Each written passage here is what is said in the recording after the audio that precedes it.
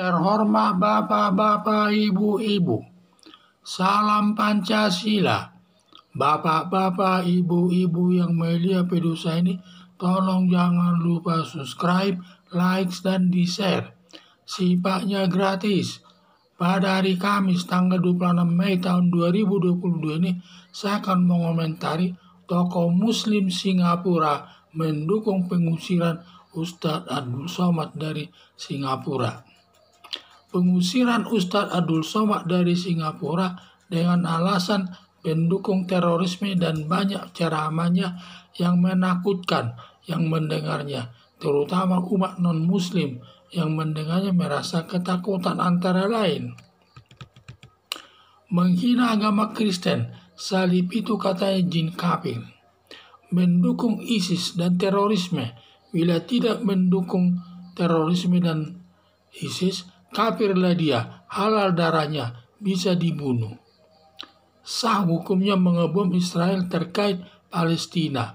Jadi sah hukumnya kalau mengebom nanti dia akan masih disebut sebagai mati syahid dan juga nanti akan diterima di sisi Tuhan sebagai karena melaksanakan perintah agama tersebut. Berdasarkan alasan tersebut, pemerintah mengusir Ustadz Abdul Somad dari negara Singapura. Tokoh agama Islam Singapura mendukung tindakan pemerintah mengusir Ustadz Abdul Somad ke Indonesia. Pemerintah Indonesia agar meniru langkah pemerintah Singapura. Ustadz Abdul Somad semua ceramahnya sudah masuk perbuatan kejahatan yang melanggar dua perbuatan, yaitu menghina agama Kristen, salib itu jin kafir, dan sudah ada yang melaporkan ke polisi dan polisi tidak menindaknya, sehingga sepertinya polisi tidak berani menindak Ustadz Abdul Somad ini karena pengaruhnya sangat besar di lingkungan tokoh agama Islam tersebut, terutama dia pendukung khilafah, pendukung juga terorisme, sehingga polisi tidak berani menindaknya karena pendukungnya sangat banyak di tengah-tengah masyarakat. Pernyataan mendukung ISIS dan terorisme, dan bagi yang tidak mendukung ISIS dan terorisme, kafirlah dia, halal darahnya, bisa membunuhnya. Ceramahnya ini sudah masuk perbuatan terorisme yang ancaman hukumannya hukuman mati, seumur hidup, dan hukuman badan maksimal 20 tahun.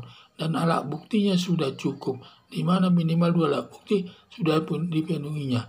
Tetapi Densus 88 tidak berani bertindak dan didiamkan saja demikian. Melihat perbuatan Ustadz Abdul Somad sudah dilaporkan ke polisi, tidak ditindak demikian juga. Sudah cukup bukti Ustadz Abdul Somad tidak ditindak Densus 88 juga. Melihat Ustadz Abdul Somad kebal hukum dan polisi tidak berani bertindak menghukumnya, kalah sama Ustadz Abdul Somad. Karena Abdul Somad ini termasuk pendukungnya banyak, sehingga para penegak hukum pun tidak berani, dalam artian ini tentu kalah pengaruh dengan Ustadz Abdul Somad tersebut. Presiden Joko Widodo berulang kali menyatakan negara tidak boleh kalah kepada siapapun dalam menegakkan hukum, tetapi kenyataannya negara kalah sama Ustadz Abdul Somad. Harapan saya, demi menjaga keamanan dan ketertiban, polisi tidak boleh kalah sama Ustadz Abdul Somad dan meniru ketegasan negara Singapura mengusir Ustadz Abdul Somad dari negara Singapura. Seharusnya dengan meniru negara Singapura tersebut, sebaiknya Ustadz Abdul Somad itu harus ditindak polisi terkait dengan penghinaan agama Kristen, yaitu salib itu jin kafir katanya, dan sudah ada yang melaporkannya ke polisi. Tetapi polisi sampai sekarang tidak bertindak, mungkin tidak berani melihat besarnya pendukung daripada Ustadz Abdul Somad tersebut. Sehingga disinilah kelihatan bahwa aparat penegak hukum kalah sama Ustadz Abdul Somad. Padahal Presiden sudah berkali-kali menyatakan negara tidak boleh kalah dalam menegakkan hukum kepada siapapun. Tetapi kenyataannya negara kalah dengan Ustadz Abdul Somad, di mana Ustadz Abdul Somad sudah ada yang melaporkan tidak berani ditindak. kemungkinan karena pendukungnya sangat banyak. Padahal aparat penegak hukum juga banyak pendukungnya, terutama ada di sana militer yang bisa membantu dari belakang untuk menegakkan hukum, membantu kepolisian dalam menegakkan hukum tersebut.